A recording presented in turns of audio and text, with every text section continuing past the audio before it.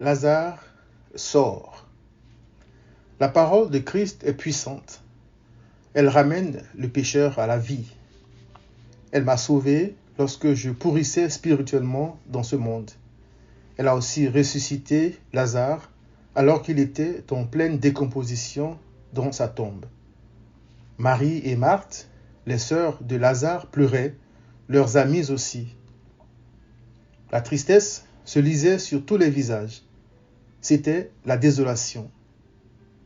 Lazare avait reçu le salaire du péché et s'en était allé. Nous recevrons tous notre salaire bien mérité et quitterons ce monde, mais pour aller où? Vivre éternellement avec notre Créateur ou loin de sa face? Malgré notre culpabilité, l'Éternel n'est pas resté indifférent face à nos souffrances ici-bas. Il nous a donné Christ en qui se trouve la paix de Dieu qui surpasse toute intelligence. Philippiens 4, verset 7. Dans ce monde et au-delà. Christ a manifesté la compassion de l'Éternel sur terre. Marie, Marthe, Lazare et moi en avons fait l'expérience comme tant d'autres. Leur histoire et celle de beaucoup d'autres amis de Christ montrent que le vrai bonheur dans ce monde, c'est d'être connu de Christ et d'être comme Lazare, ses sœurs et tous les croyants, l'objet de la compassion de Christ, le roi des rois. Il est écrit que Jésus, voyant Marie pleurer, elle et les Juifs qui étaient venus avec elle, frémit en son esprit et fut tout ému. Et il dit, « Où l'avez-vous mis » ? Seigneur, lui répondirent-ils, « Viens et vois. » Jésus pleura. Jean 11, 33 à 35. L'homme naît pour souffrir, comme l'étincelle pour voler. Pour moi, j'aurai recours à Dieu, et c'est à Dieu que j'exposerai ma cause. Dit Job 5, versets 7 à 8. Lazare et ses sœurs avaient trouvé refuge en Christ. Leur bonheur, c'était d'être connus de Christ. Il est écrit, « Or, Jésus aimait Marthe et sa sœur et Lazare. » Jean 11, verset 5. Cela n'avait certes pas empêché Lazare de tomber malade et de mourir, ni épargné le chagrin et les larmes à ses sœurs. Mais Christ était là pour pleurer avec eux, essuyer leurs larmes et les remplir d'une joie que personne ne pouvait comprendre ni expliquer. Christ l'a fait en ramenant Lazare à la vie.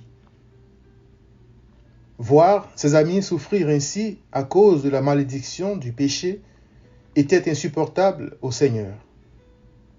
Il pleura donc pour et avec ses amis qui croyaient en lui, mais démontra par sa puissante parole qu'ils pouvaient compter sur lui. Il cria d'une voix forte, « Lazare, sors !» Et le mort revint à la vie.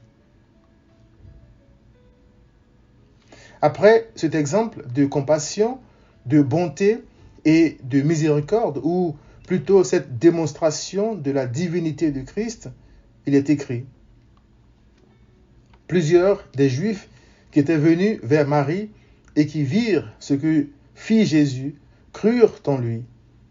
Mais quelques-uns d'entre eux allèrent trouver les pharisiens et leur dire ce que Jésus avait fait. » Jean 11, 45 à 46, certainement afin qu'ils viennent l'arrêter.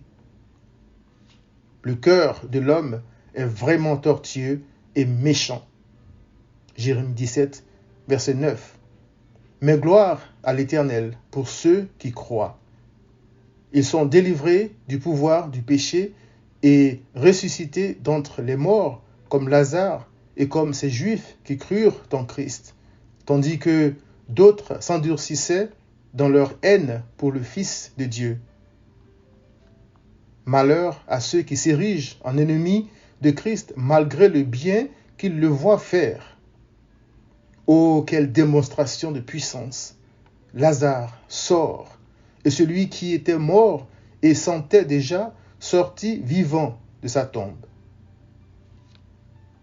Lève-toi et marche, avait aussi dit Christ en Jean 5, verset 8, à un homme qui souffrait de paralysie depuis 38 ans. Christ était venu vers lui.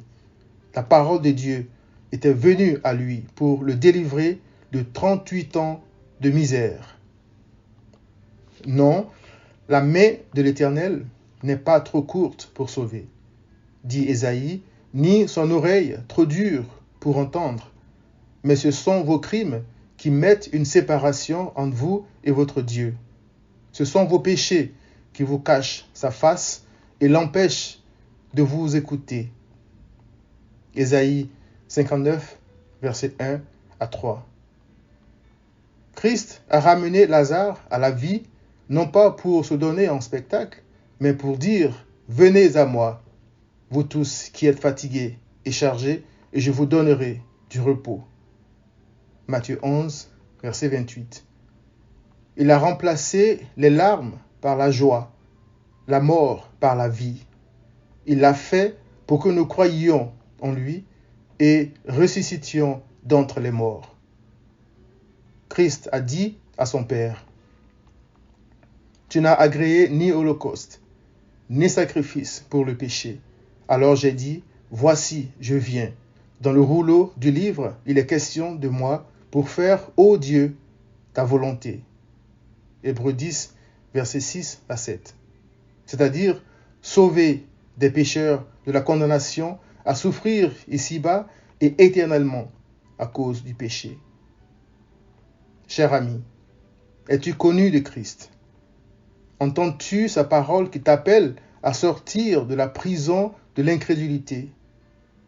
Repens-toi, viens à Christ.